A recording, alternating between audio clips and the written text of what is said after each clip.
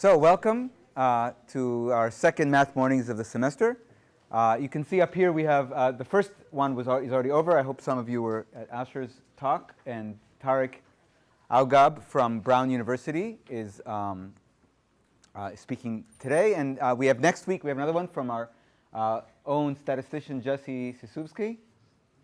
So I hope you come to that. Tarik was a graduate student here. He wrote a really nice thesis and a whole bunch of papers. He was my student, and so I made him come and give a talk. But he's well, you'll enjoy him, I think. He's currently at Brown doing a postdoc, and then he'll go on to greater things after that. And that's, if you guys are interested, any of you in becoming mathematicians, that's how it works. You go to graduate school and you get to play with stuff, then you get a job and they pay you to play with more stuff. So it's good to be a mathematician. Okay, so without further ado, Tarik. Thank you very much for the introduction and for the invitation. It's really great to be back in New Haven. And I really think this is an amazing program, so I'm really grateful to Yair for sort of instigating it and continuing it. So let's get started. I just hit exit show here to get out of this. Oh, great. Thank you so much. We're good? We are good. So we're going to talk today about really big numbers. So these are numbers that are so unimaginably huge that they don't really necessarily have names yet that we know about. They're bigger than 1 million, 1 billion, 1 trillion. Any number that you can think of, these numbers make those numbers basically look like 0. That's how big they are. They make any number you've ever thought of look like 1 or something. They're gigantic. I want to talk about, first of all, what is a big number? At what point do we start to consider a number big? Seems like it's a matter of opinion. Why do we care about them? So surely there are really big numbers. There's an infinite number of numbers. But why would you ever be concerned with these really huge ones? And then how do we explore them? So these two pictures here, this one, can you see my laser pointer? So this picture and this picture, these are from a really excellent book called Really Big Numbers, written by Richard Schwartz. So he was gracious enough to allow me to use these pictures in this talk. And these are really creative ways of actually writing down a really, really huge number. So you can think of this as actually being sort of just an expression of one really big number. These numbers are so big that if you tried to write them down like a normal number, just digit by digit by digit, you wouldn't be able to do it. Not only would it take much longer than the course of your natural life to write it down, but there wouldn't actually be enough physical space in the observable universe to hold all those digits. So you have to come up with new and creative ways of expressing a number that size, and these are ways of doing it. And maybe if there's time at the end, I can actually go back and explain what's going on in these pictures, but I think they're just, beautiful in their own way, so I put them there in the introduction. So let's get started. And by the way, you'll have to bear with me. I'm using Prezi, which is a new thing for me, so I'm probably going to have some hiccups along the way, but hopefully we'll figure it out. So that's my first slide. I already talked about it. Let's go here. So what is a big number, first of all? It just happens to be true that certain things aren't really easy to define outright. Just because it's a complicated concept or it depends on opinion. So what constitutes bigness is really a subjective thing. And in that situation, it's actually easier to talk about what it's not. And then we build up a few examples that way, and then whatever's left over is big in some sense, okay? So what are numbers that aren't so big? Well, here are some examples. So 1, I wouldn't say it's so big. Even 100, it's not that big. There it is. So now the definition of not so big that we're going to use is I'm going to say that a number is not so big if it's not very difficult to write it down digit by digit. So 100, maybe you think it's kind of a big number, but actually it only takes about 1 second to write down. 1, 0, 0. We're done. Okay? So I'm going to say that a number is very big or big if you wouldn't want to try to write it down digit by digit because you would die trying, or there just wouldn't be enough space to do it. Okay? So here's another example of another number that I would call not so big, but it's a bigger not so big number, right? So it's much bigger than 100. It's all these nines. Look at all these nines here. This is one number, okay? And I'm still going to say that it's not so big because even though it looks big, it still only took me like less than 20 seconds to write it down. I just went like this a bunch of times with my hand on my keyboard, and before I knew it, I could hold it down, but Prezi is annoying. So I actually, if you just hold it down, it just types 1 and you can't, right? So I did, maybe I copy and pasted. I wrote down 5 and then got 10 and then 20 that way. So anyway, the point is, it didn't take very long to write this down. So even though it looks big, I would still say it's not so big. Everybody clear on that? Okay. So now, let me zoom in a little so that I don't give away. See, it's going to be bad. Hopefully. Okay, good. So this is an example of a number that I would say is actually kind of big now. Okay? And the number is this number. The number you get by writing down 1 and then writing down 3 billion zeros in a row after that. Okay? So everyone know what I'm talking about? First of all, what is 3 billion? So 3 billion is what? It's a 3 and then how many zeros? Yeah. 6. Very close. That's 3 million. Yeah, I thought you were talking So someone else? 7. 7 is closer. If we keep going on this track, we'll eventually get it right. So we're talking about 3 billion, which is bigger than 3 million. So 3 million would be 6 zeros. 30 million would be 7 zeros. Someone else? How about not in the first row? 9. Very good. So 1, 2, 3, 4, 5, 6, 7, 8, 9. That's 3 billion. So 3 billion itself is actually not a big number in the way that I'm using big number, right? Because I wrote this number down just in front of you, and it took me, again, just 2 seconds to write it down. But now I want to think of a different number, which is the number you get by writing a 1 and then this many number of zeros after that 1. So, I mean, you can't imagine just trying to write down that many zeros. It would take you forever. You wouldn't be able to do it, right? So 1 followed by a billion zeros. By the way, the number 1 followed by a billion zeros doesn't have a nice fancy name, like a million or a billion or a trillion. There's no real name for that number besides 1 followed by 3 billion zeros. That's the name, okay, for this number. Say again? Isn't it like quadzillion? Now, from now on, that's the new name of this number. So now we have an inventor in the front row. From now on, this number is going to be called 1 quadzillion. Okay? All right? But it didn't have a name before 5 seconds ago. And I just wrote this down so you can actually calculate. If you tried to write this number down, digit by digit, writing about 1 0 for every second, then it would take about 95 years to write down. And I have things to do. I have people to see, places to go. I'm not going to spend my entire life doing this. So this is a really big number. This is a big number, okay? Everyone following along? Good. So that's the next question. We just talked about how we wouldn't want to spend our whole lives writing this number down. But suppose we actually wanted a way of writing it down. How would you do it? Yeah. Scientific notation. Beautiful. So the suggestion was we could use what's called scientific notation. Okay? So that's sort of a fancy term for what's really just taking powers of 10. Okay? So I think that's actually on the next slide.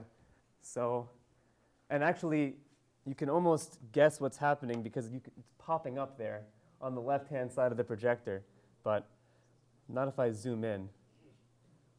Well, anyway, I tried. So exactly. So 1 followed by 2 zeros What is that? That's a really weird way of just saying 100, right? And 100 is the same thing as 10 raised to the power of 2. Okay? So similarly, 1 followed by 3 zeros is 1,000, and that's just 10 to the power of 3. So 1 followed by 3 billion zeros, that's the number we care about right now, that's just going to be 10 raised to the power of 3 billion. And instead of having to write down 0, 0, 0, 0, 0, 0, 0, until you're in a home somewhere, you can just write this very simple symbol down, 10 to the 3 billionth power. And now we've found a much more efficient, easy way of expressing this huge number. Okay? So what we've learned so far is that taking powers of 10 allow us to move in the number line much more quickly than just by writing digits, right? So I wanted to show you a visualization for how quickly things grow when you take powers of 10. So we'll take a little field trip if this works. I think it should work. This is actually a really great site you can go to. I think you can find it by just typing powers of 10 into Google. But it's called H-Twins. So if I start it, oh look, there's even music. I didn't know that there was music. That's nice. Okay. Everybody see this? Okay? So what you're seeing right now is objects that we would be able to see, with our eye, without a telescope or a microscope, things that are on our scale. So a human being is roughly 1 meter or so. I mean, really, it's more like 2 meters, but it's close to 1 meter. And these are other things in the world that are around 1 meter in dimension, in length and width. So a beach ball, whatever that flower is, a dodo bird, these are all things that are, like this. This is on our scale. This desk is maybe it's 2 meters, but it's roughly on our scale. Okay? So now let's go out by a power of 10. Let's multiply by a power of 10. Whoops, that's too much. Zoom back in a little bit. It's a little bit of a hair trigger here. So now we're at about 10 meters, and we see bigger things. We see elephants, giraffes, a T-Rex. These are things that are, about 10 times our size. I guess this is a really huge cactus. I don't know what a saguaro cactus is, but apparently it's big. Yes? Questions? No? Okay. They're pretty big. Okay. They're pretty big. Good. So we have confirmation that they're big cactuses. So now if we zoom out again a little more, we see some bigger dinosaurs. This is at about 100 meters now. So 10 to the power of 2. Everybody see this down here? I'm talking about this number here. So this is going to keep track of how many powers of 10 we've zoomed out. Right now we're at 10 squared. That's 100 meters. And now we're seeing some even bigger things. We're about to see the Titanic. It's going to come into view. A football field. Okay, that's 100 yards. It's pretty close to 100 meters. Okay, so you see things that are even bigger. The International Space Station. Now let's zoom out a little more. So this is now 1,000 meters across, and we see some bigger monuments, some really tall buildings, a really tall waterfall. The city of the Vatican City, I guess, is actually smaller than 1,000 meters across. Okay, I'm going to zoom out a little more. Central Park. So Kruitne, I don't know how to pronounce that, but I think it's an asteroid. So now we see Mount Everest. Now what are we at? We're at 10,000 meters across. Okay, so we've already, in just a few clicks, we've gone from the size of a human to the size of Mount Everest in just 4 powers of 10. Yes. It's so weird because, in every big book, Yeah. like they start off from these big things, and then they always include these weird things that people don't know, like demos. It's actually a really good point. So. Basically, many people don't know it. And Yeah. The other big book I read about it. Uh-huh. Demos, Phobos. It's a good point. I think the point being made, if I'm allowed to paraphrase the point, is that it's not super helpful to know how big 10,000 is if you don't already know what Demos is. So you should use things in your examples that people know so you can make the comparison and get the point across. But here at least there are some other things that we know are quite big. Like we all know Mount Everest. Mount Everest is huge. So I'm going to speed up a little bit, okay? So now we're seeing some, West Virginia. Rwanda is a pretty small country. Moving out, we see some bigger countries, a big state. Now we're seeing various moons and dwarf-sized planets in our solar system. And we're only at 10 to the 6th. That's a million meters across. We can keep going out here a little bit. We see some new planets, the United States. Now we're at the planet Earth, okay? And now we're at 10 to the 7th power. We're seeing some bigger planets, Neptune, Uranus, Minecraft, all of Minecraft, okay? Yep. Saturn, some other moons of some bigger planets. We're at 10 to the 8th now. I'm gonna go a little fast, all right? So bear with me. The sun is there at 10 to the 9th, okay? Let's keep going. All right, now we're at 10 to the 10th, and we're seeing some bigger stars. The sun is actually not that big of a star. You know, there are stars that are much, much bigger than the sun. Keep going. Okay, we're seeing some bigger stars, 10 to the 11. Now we see the distance from Earth to the sun. That's there as well. Moving out, 10 to the 12th, some bigger celestial bodies. All right. So this is a big cloud of gas and dust, the homunculus nebula. I had to look that up, but I did. This distance here is the amount of distance that light will travel in one day. Okay, so the speed of light is very fast. So light can travel a great distance in just one day, and that's the distance it can travel. Okay, moving along. I'm gonna go fast now. Okay, we're just gonna see a bunch of things going quickly across the screen. But you see, the point I want to make is that we can really see a lot of huge things by using powers of 10. Now we're at 10 to the 18th power. Moving out, I'm going to go even faster. Okay, 10 to the 19th. We're seeing galaxies now, 10 to the 20th. Now we're seeing groups of galaxies together at 10 to the 23rd power.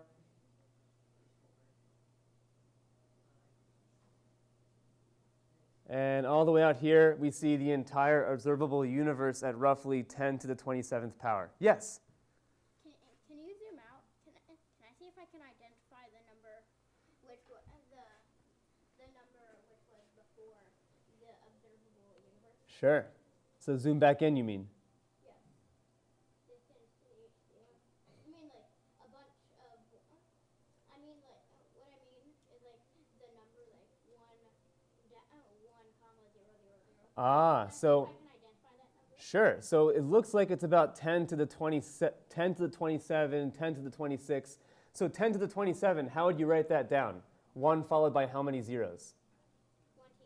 Exactly. That's it. Wait, that is 1. Oh, you want the name. I'm not even going to be able to tell you if you're right. I don't know the name of 1 followed by 27 zeros. I know it. You know it. What is it? 26, but it's really close. It's the biggest number. 1 nonillion. 1 nonillion? Let's see. Is that right? Yeah. I think that's 26. Well, we can make up our name for it, but I want to actually now move in the other direction really quickly, okay? We're going to move down now. We got all the way to 10 to the 20. So 10 to the 27 meters across is the entire observable universe.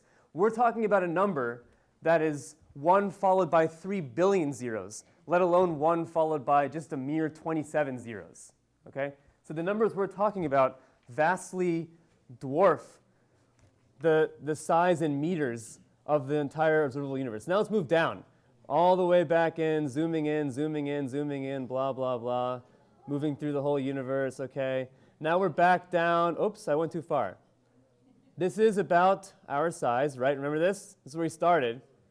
Now we can zoom in. We see some small animals, some small eggs of birds, a marble, a coffee bean, an ant. Now we're at 10 to the minus 4. Everybody know what 10 to the minus 4 is? That's like, what is that? That's 1 divided by 1 followed by 4 zeros. So it's like a 1/10,000th of 1 meter. So we're moving now smaller, smaller, smaller. Okay, speed up a little bit. Now we just saw DNA go by us. Now we're seeing the hydrogen atom at 10 to the minus 10. Okay, it's one of the small, I guess that's the smallest atom, right? The hydrogen atom, yep, it's the smallest atom. Moving down, moving down, moving down. We see various subatomic particles. Moving down, what is this? That's a quark at 10 to the minus 22. Quarks, I guess they're little pieces of a proton, right? Is that right? Or pieces of? All of the subatomic particles are made of these tinier things called quarks. So good, I'm glad we have someone in the audience who knows. Moving down, now, there's not much here actually, okay? But I'm just going to keep going.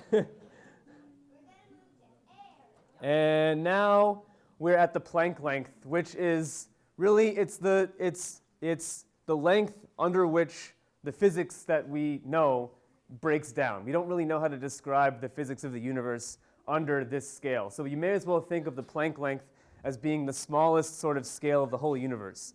And it's at 10 to the minus 35. Okay? So now we can see the point is, what's the point? The biggest thing in the whole universe is the universe itself. And that was at 10 to the 27, right?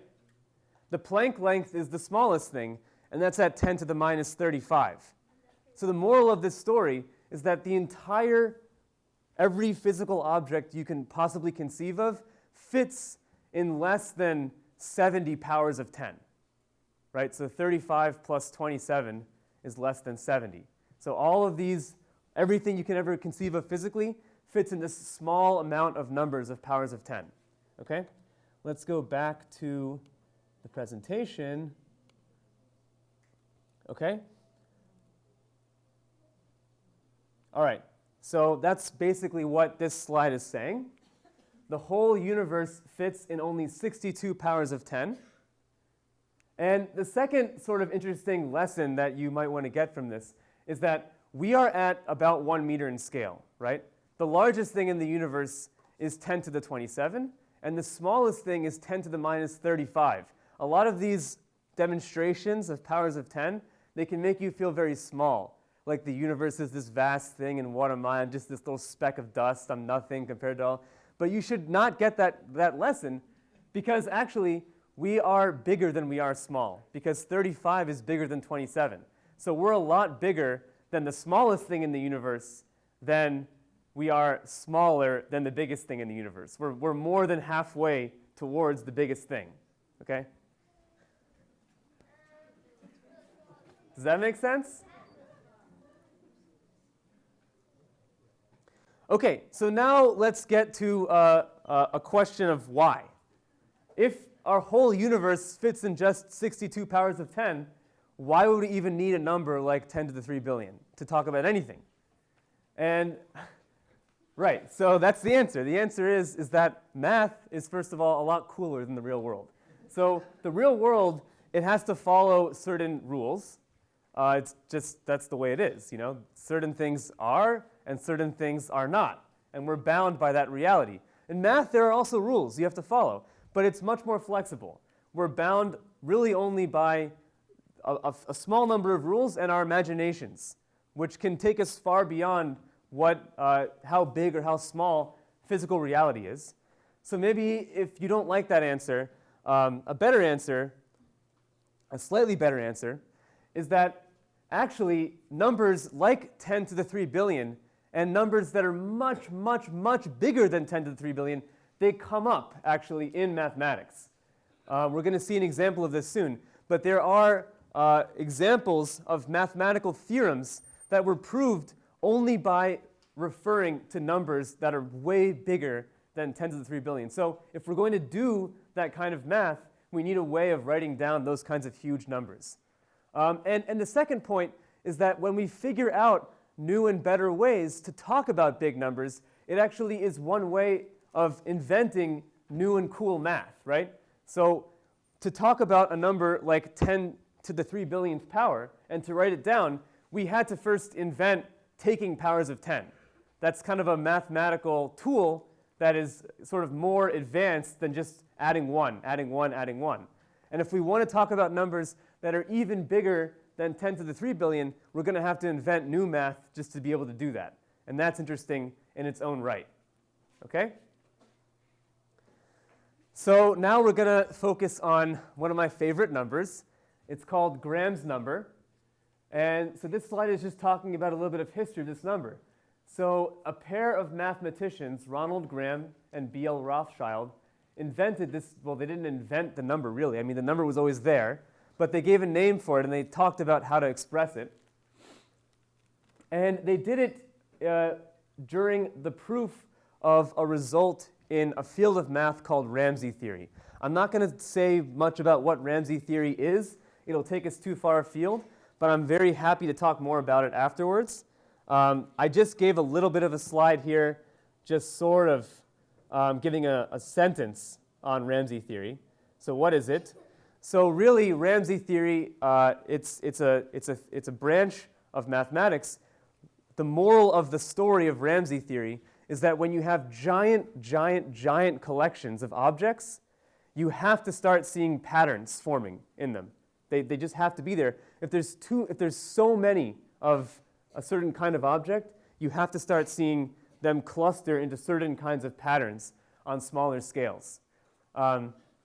That's all I'll say about Ramsey theory. And again, I'm really more than happy to talk about the specific problem that they were solving when they came up with Graham's number after. But I want to just first try to give you a feel for how big Graham's number is, and then we're going to actually talk about how to write it down.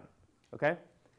So Graham's number is extremely huge. That's still about Ramsey theory. Let's move on to the next slide, sorry.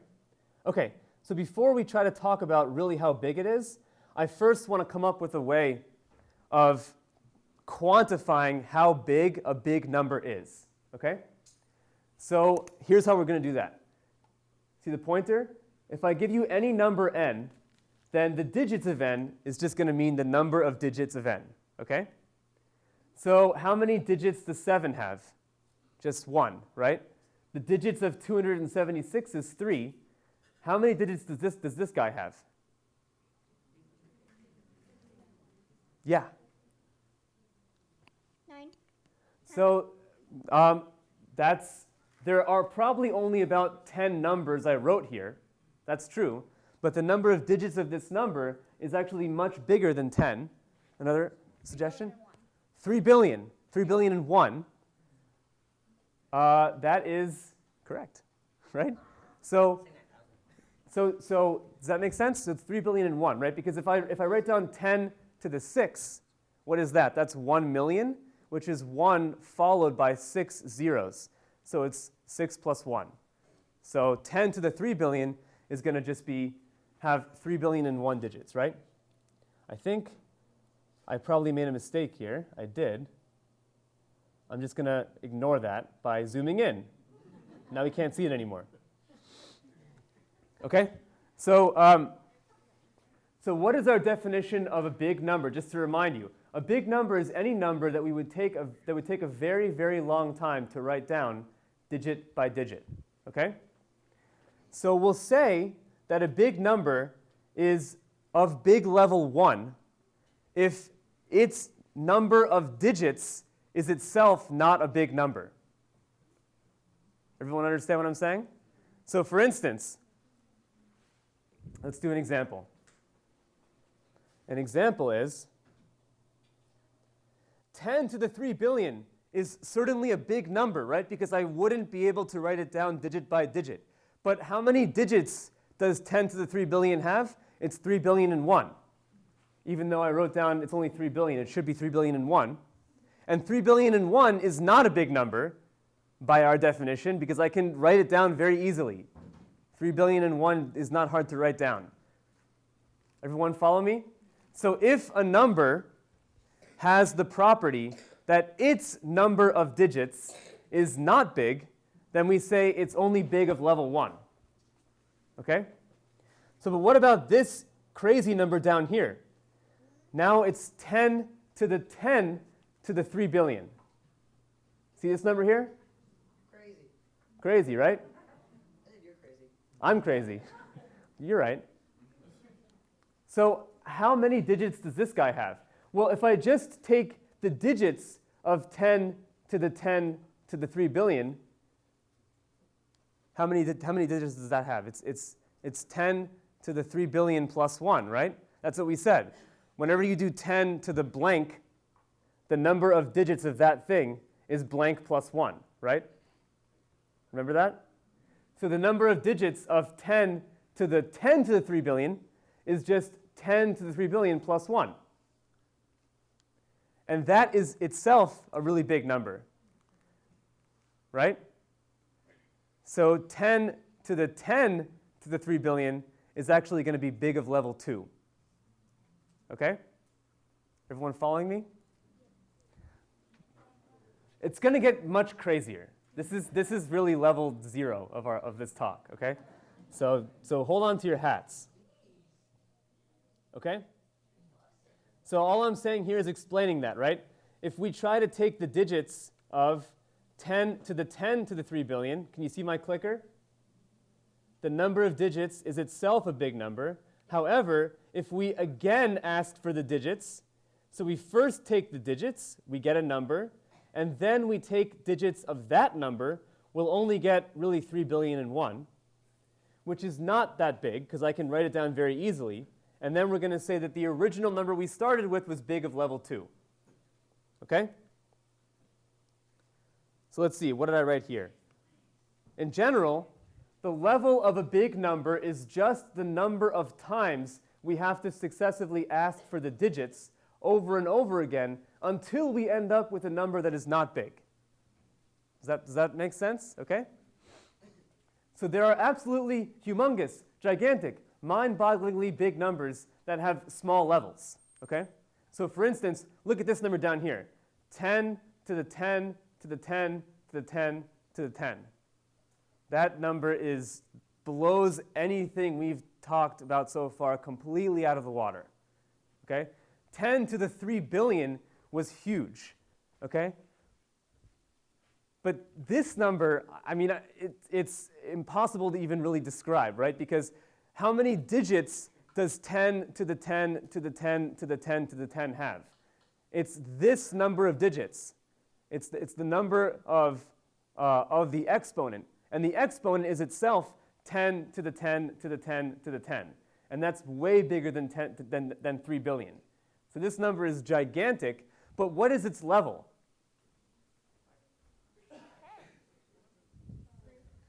3. 3, we have a suggestion of 3. 5. Well, we have a suggestion of 5 also, 5 and 3. You're saying 2. It's 2 because 10 to 10 is actually not a big number. 10 to 10 is actually not a big number, exactly. I wrote 3. I don't know why I did that. Let's see. So it's definitely smaller than 4, right? Because if I write down 10 to the, so how many digits does, let's just do it right now. This is a good exercise to make sure we're all following along. So how many digits does 10 to the 10 to the 10 to the 10 to the 10 have? Well, we said that whenever you have 10 to the blank, the number of digits is just whatever the exponent is plus 1, right? And so now how many digits does that thing have? 10 to the 10 to the 10 to the 10 plus 1. I can basically ignore the plus 1. That's not going to change the number of digits. So the number of digits of this thing is, again, just going to be the exponent here and then plus 1. So it's basically 10 to the 10 to the 10 plus 1. Okay? So far, so good? So what is 10 to the 10? 10 to the 10 is 1 followed by 10 zeros, right? So this is really like 10 to the roughly 10 billion. That's still too big for me to try to write down. So I'm not quite done yet. I have to keep going. So digits of this digits, 10 to the 10 to the 10 plus 1, by the exact same pattern, what are we going to get? 10 to the 10 plus 1. And now actually, that's not hard to write down at all, because it's just 1 followed by 10 zeros. 5, 6, 7, 8, 9, and then a 1 because I had to add 1. So let's see. So we did it one time, we got a really big number. So it's not big of level 1. We did it a second time, we still got a really big number. So it's not big of level 2. But doing it a third time brings us down to a number we can actually write. So it is big of level 3. But 3 is not big, right? So you can get to huge numbers and they still have tiny levels, right? Okay. So how big is Graham's number? Whoops. Go in, go in, go in. How big is Graham's number? Well, we can ask how big it is by talking about what is its level, right? And the crazy thing about Graham's number is that it's so big that its level is itself a really big number. Okay? These guys, this number was gigantic, and its level was only 3. So Graham's number is so big that its level is itself a number that I can't write down. Everyone following? Okay? So that's kind of scary, right? What that actually means, if you think about it, what that means is that we cannot write down Graham's number just by using powers of 10. So we had a suggestion from over here in the audience, how do we write down 1 followed by 3 billion zeros? The answer was scientific notation, use powers of 10. But the fact that the number of levels itself is a big number means that you're never going to be able to write down Graham's number by just using that same trick. Because the number of levels, if you think about it, it's really just using more and more powers of 10. That's what we saw here, right? The number of digits is basically just the exponent, and that takes away 1 power of 10. So we're never going to be able to write down Graham's number by using the technology that we know, which is taking powers of 10. We're going to have to come up with a crazier thing. Sorry. But we can even we can even talk about taking more levels, right? So Graham's number is so big that its level is a big number, right? But now I can take the level of that thing. That thing is still the level of that thing will still be a big number. And I can take the level of that thing.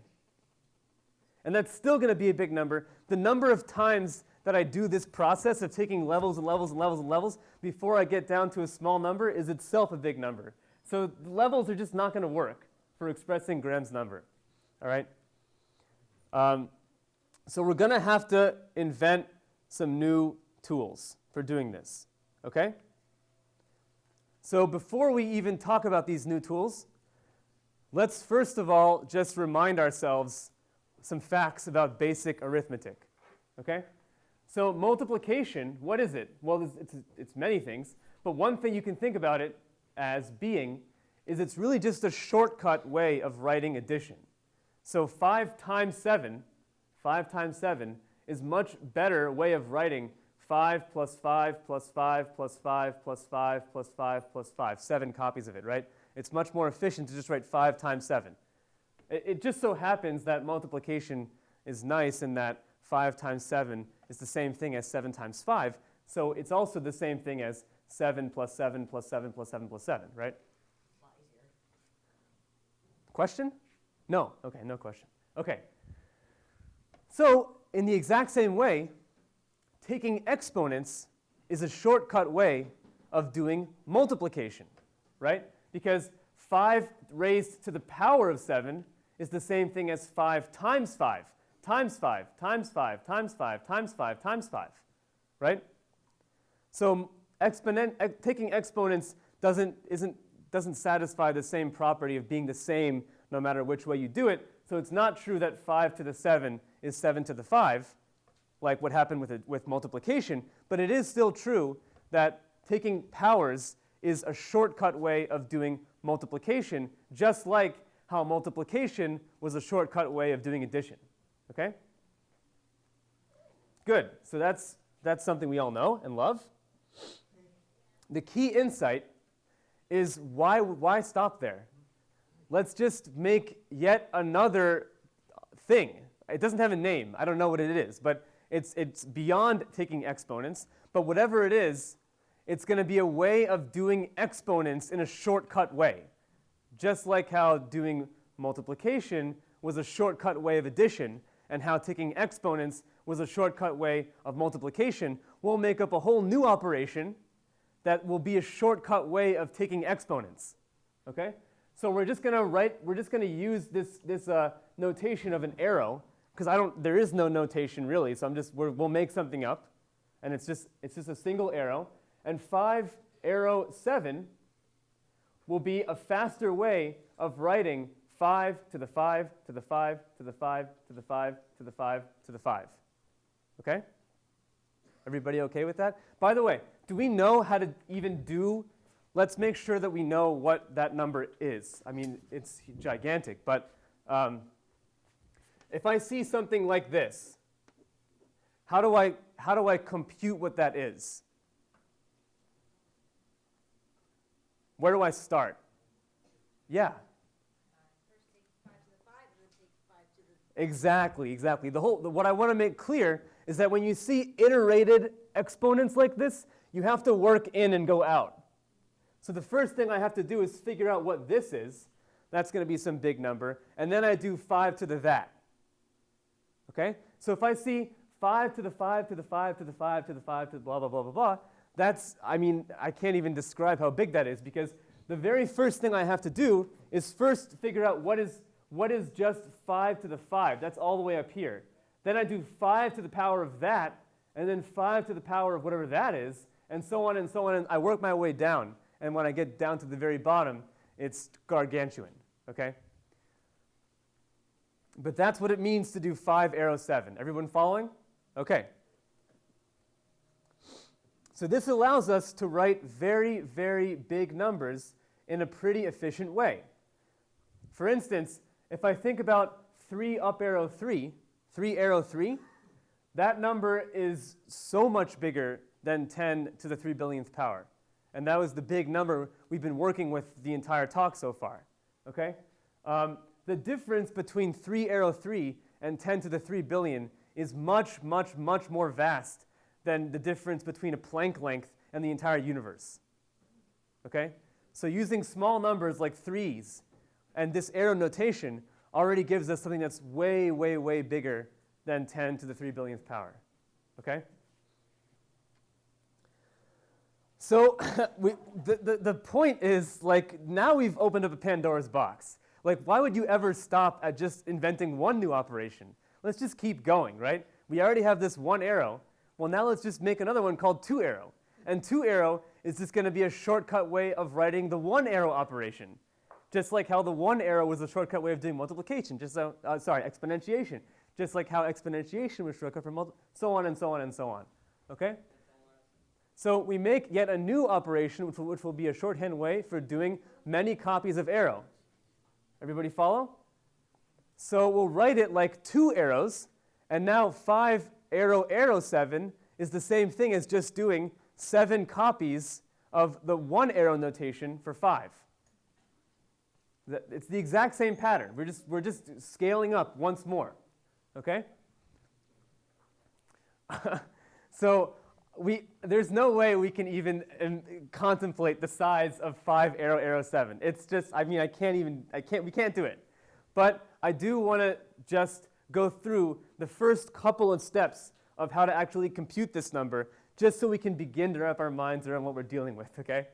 So here's that slide. It's going to get scary, but just bear with me. All right? No. Come on. You can do it. Good. So let's start here. So just to make sure you're following, so what is 5 arrow 7? What is 5 arrow 7? It's exactly this. It's 5, arrow, 5, arrow, 5, arrow, 5, 7 times, right? The first thing I can do, though, I'm going to write this down on the board. Hopefully we can see. I don't know what this is. I'm going to leave it up. I assume it's there for a reason. So 5, arrow, 5, arrow, 5, arrow, 5. That's 4 so far. Arrow, 5, arrow, 5, arrow, 5. This is equal to, well, the first thing, I have to go in and work my way out. So the first thing I can do is figure out what is 5, arrow, 5. What is 5, arrow, 5? Yeah? 25 zeros. Not quite. So the suggestion was 25 zeros, 5 followed by 25 zeros. It's actually much bigger than that. Is there another suggestion? So look, it's 5, 2, and 4, and then 5, and 1, 5. Beautiful. Beautiful. So this is, remember, what this means is a shortcut way of writing exponents. So this is going to be 5 to the 5 to the 5 to the 5 to the 5. That's what just this one part is. And now what I have to do is work my way out. So now I'll do 5 arrow this thing. Okay? And what does that mean? It means I do 5 to the 5 to the 5 to the 5 to the 5 to the 5 to the 5 to the 5 to the 5 to the 5. The number of 5s I see in that tower is equal to this number.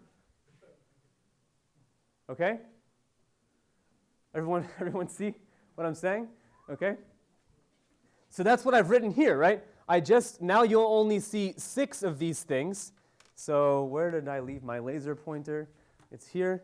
So now you see just 1, 2, 3, 4, 5, 6. But this 6th thing is now what you get by doing 5 arrow 5. And now I keep going out like this. So what is this? If I go down a little bit. Okay? As I said just now, that's the same thing. Again, I can collapse one further arrow down, and I'll get 5, arrow 5, arrow 5, arrow 5. And then what is 5 arrow this thing? It's exactly what I get by taking a tower of 5s whose height is 5 to the 5 to the 5 to the 5 to the 5. Okay? Does that make sense? Should we keep going? Let's keep going, all right? We'll go a little further and then we'll stop. All right? So now I can collapse again, right? And now I only see 3 arrows, but but this last guy here, right? What is it? It's some tower of 5s, right?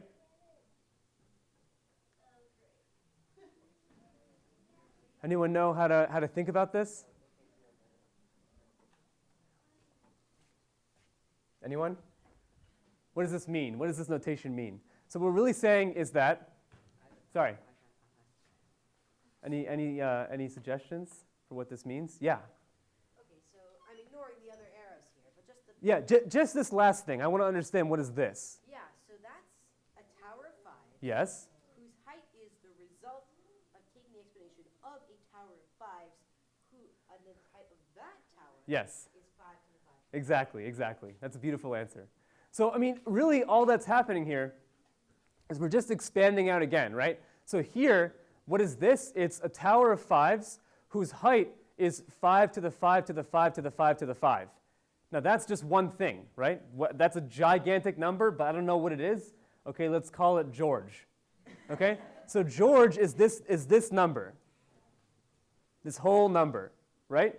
And now if I want to get rid of this arrow, to do it, I would say 5 to the power of 5 to the power of 5 to the power of 5 to the George times.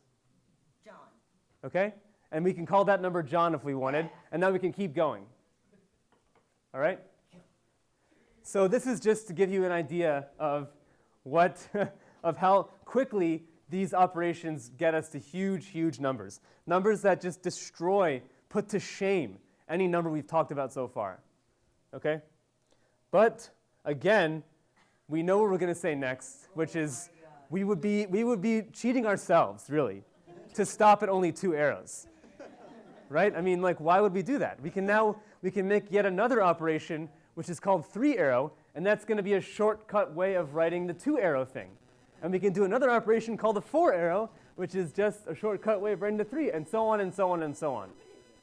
So this is like this is what we're seeing here is a basic tool in mathematics called recursive definitions, where you can make a sequence of new things by referring to the new thing that you just made. Okay? And so we get this gigantic collection of new operations, which each make the previous one look like nothing. That's how quickly they're growing in terms of how fast they can allow us to approach gigantic numbers. And I lied to you, so I said we're going to make up this arrow thing. So someone actually did make up this arrow thing. It's called Knuth's up arrow notation. Question? We could do a down arrow notation, and maybe a down arrow notation, we could do even more. We could do more. We could make them even bigger. But we'll get there, actually. It's a great suggestion. Maybe down arrow is like the same thing, but making smaller numbers. I don't know, like 1 over a big number. Let your creativity run wild. You can make all kinds of crazy operations. Okay? So now we're finally arriving at how to talk about Graham's number. Okay? Let's remember, the whole point of this was just so I could tell you about one number. It's Graham's number. Okay? So Graham's number, to get there, we have to get there in stages. I can't just tell you what it is right away. It's it's like a mystical thing or something. You can't be told what it is. You have to discover it yourself. So the first stage of discovery is this number. Okay? 3 up arrow, up arrow, up arrow, up arrow, 3. Okay? We just saw what happened when we tried to do just 2 up arrows, and we couldn't even conceive of that. All right? So 4 up arrows in a row with a 3 on either side is just we can't talk about it. But let me give you some idea of what it might look like. All right? So just to give you some idea. All right? So what is that? Literally what it is, just by definition, it's a shortcut way of writing the 3 arrow notation, right? So it's 3 up arrow, up arrow, up arrow, 3 up arrow, up arrow, up arrow, 3, right? That's what it is. Everybody following that so far? I don't know what this is, but certainly it's equal to that. It's okay? Okay? But now, what is that? I can rewrite that using just 3 up arrow, up arrow, up arrow, and then some tower of 3s. And the point is that if each of these 3s was about 2 centimeters tall, which is roughly, I don't know how I write, then the size of this tower would go from the ground to the sun. So can we imagine that for a second? So remember, let's go to the next slide just to give you an idea of how big that is. So remember that 3 up arrow 3 is way, way, way bigger than 10 to the 3 billionth power, right? So what is 3 up arrow 3? What is it? 3 up arrow 3 is just 3 to the 3 to the 3, right? So this number is already way bigger than the big number we started with. And this is only 3 3s. I'm saying put a number of 3s in this tower that would take you from here to the sun. And that's not even the number I'm talking about. That's just part of it. Okay? Should we keep going? Did I mess up? Even if you had one more 3, it's still, I think, smaller than 3 to the 3 billion. So there's a discrepancy. So let's see. So 3. Oh, you're right. I do. Thank you. This should be like this, and this is not quite right. You're right. It's not quite bigger than our big number. But if I had 3 to the 3 to the 3 to the 3 to the whatever, 4 3s, you're right. There's a mistake. Thank you. This would already be much bigger than 10 to the 3 billion, and it's only 4 3s. And I'm talking about you need the number of 3s that would take you from here to the sun. Okay?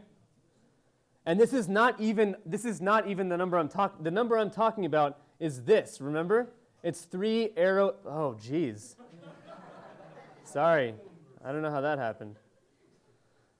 It's 3 arrow, arrow, arrow, arrow 3, which we deduced was the same thing as this, and all I'm talking about is just this part of it, we still have to figure out what these arrows are going to do in this 3. And that's not Graham's number. Sorry to say. Okay? That's just stage 1. We have to go through a few more stages to get to Graham's number. So what is stage 2? Stage 2 is what you get by doing 3 and then some number of arrows and then a 3. And what that number of arrows is the stage 1 number. Okay? So, I mean, I'm not going to just continue to say what I've been saying over and over again, which is it's big. I mean, it's big.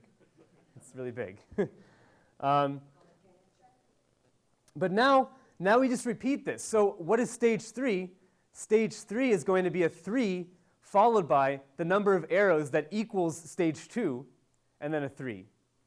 It's the exact same trick we used to define the arrows in the first place. It's again this recursive definition, right? We can do stage 4 by just writing a 3 and then the number of arrows, which is equal to stage 3 and then a 3. And we get a stage 5 and a stage 6 and a stage 7 and a stage 8. So Graham's number is stage 64 of this process. Okay?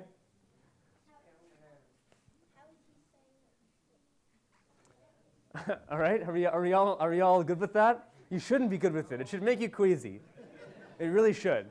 Yeah. Is there any reason to choose 3 and 64 stages? So the question is, what's the reason for doing 3 and 64 stages? And the answer is, again, this number popped up in the course of a mathematical proof.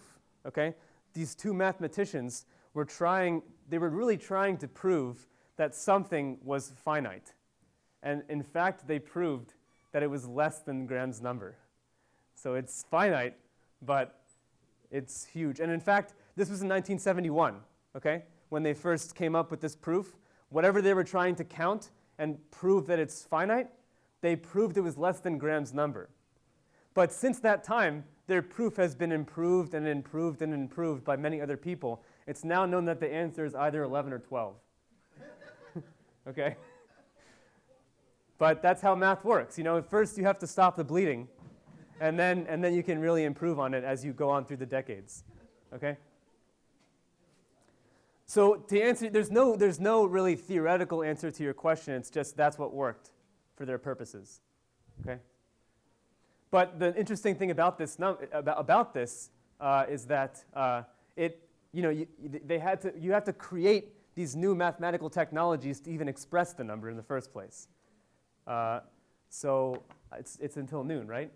So I guess maybe I have time for one more slide, and I'll just sort of tease you. I have a few more slides down the pipeline, but I'll stop here. I think I've already made everyone queasy enough as it is. But the bottom line is that Graham's number is really nothing compared to even bigger numbers. Okay? And since we've defined these arrow notations, people have really taken off with it. You can probably tell. You know, we already have suggestions in the audience for making new operations. And you can do that, and you can make even crazier operations, and you can get numbers that make Graham's number look like 1, really. So if you're interested in learning more about this, you should look up the busy beaver sequence. It's a term from computer science and from the intersection of mathematics and computer science. It's a sequence of numbers that grows so fast that I don't know for certain. I mean, no one knows the exact values of the sequence because the numbers involved are just so gigantic. But certainly, the 50th number in the sequence is already way bigger than Graham's number. So imagine the Graham's number element of that busy beaver sequence if you want a huge number. So let me just scroll through these last couple of things. I'm not going to talk about this. Nope. I just want to get to this slide just to let you know some resources if you want to learn more. So again, I mentioned from the very beginning this book called Really Big Numbers by Richard Evans Schwartz. It's a beautiful book with really nice animations that you can look through, flip through if you want to learn more about these ideas. And then here are a couple of websites you can go to learn more about Graham's number. learn about the busy beaver sequence, things like that. So thank you for your time and attention, and that's all. Thanks.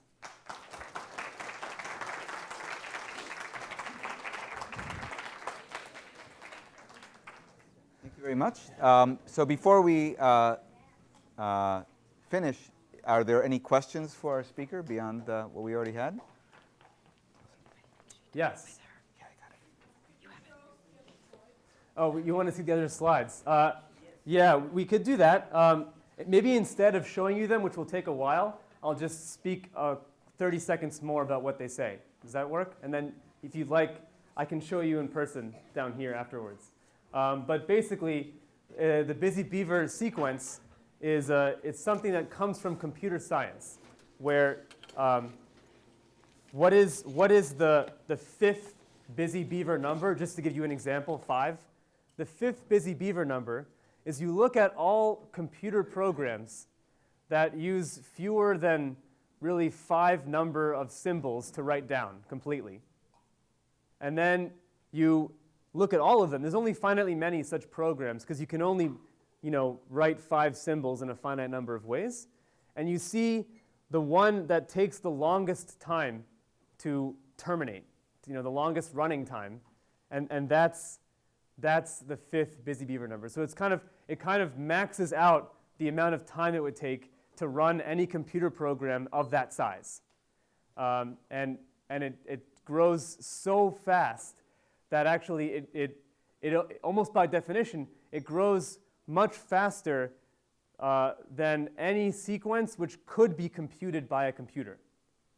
Like somehow you get a kind of self-referring contradiction if you could actually build a computer program that could compute those numbers, because then it would have to be referencing that as its own, as another program in the definition of itself, and you get a contradiction. So it grows faster than any sequence that can be computed by a computer.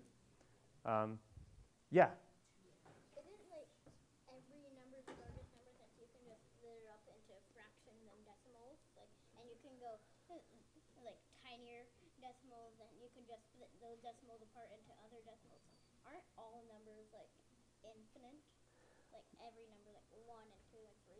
Aren't they? Oh, that's a really great question. So the question was, since you can write a number down using decimals, isn't each number itself kind of infinite?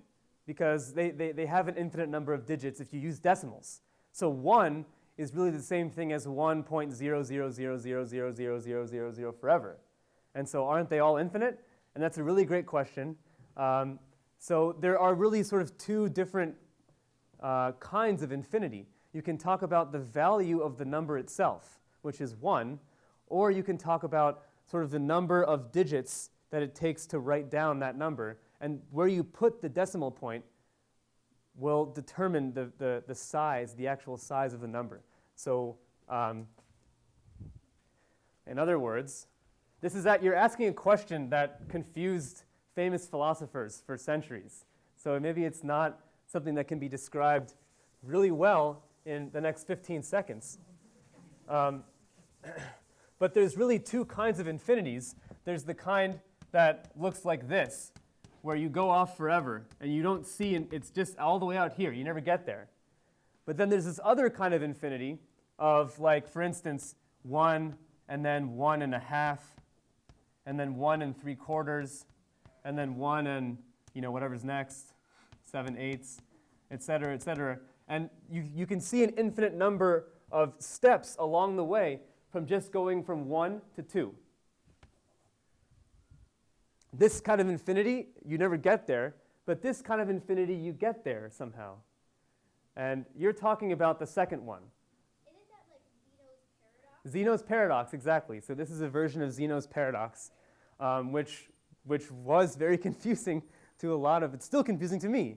But it's the bottom line is, how could I ever get from 1 to 2 if I have to take an infinite number of steps along the way?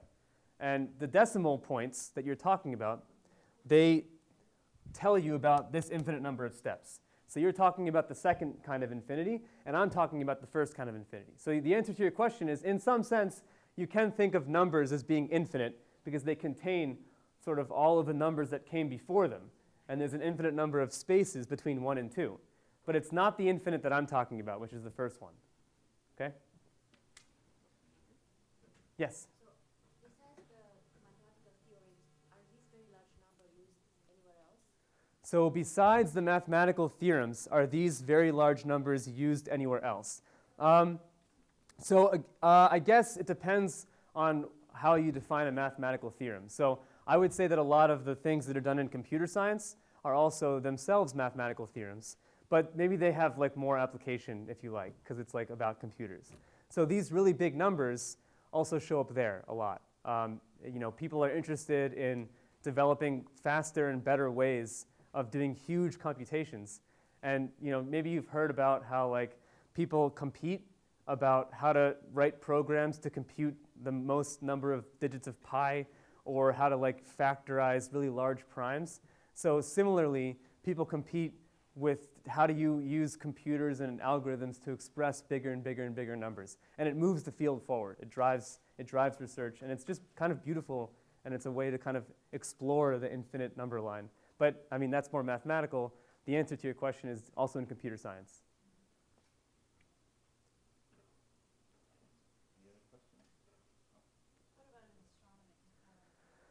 In astronomy. So the question is, what about in astronomy? So the answer to that I'm not an astronomer, so if there is an astronomer in the room, feel free to correct what I'm about to say. But I would probably say the answer is no, and it's exactly because of those examples we saw.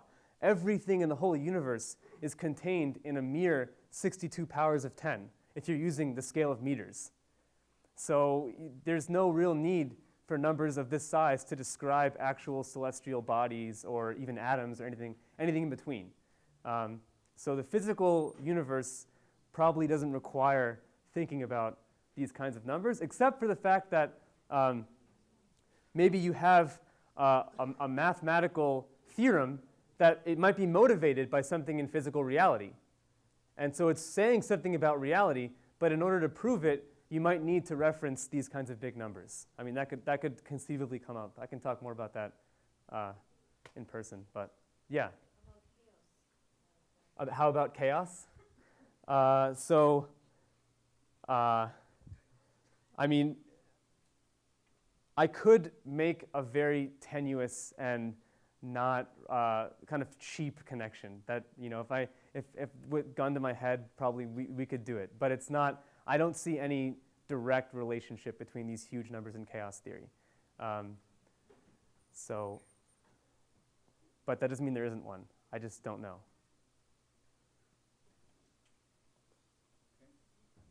Let's thank Tarik again.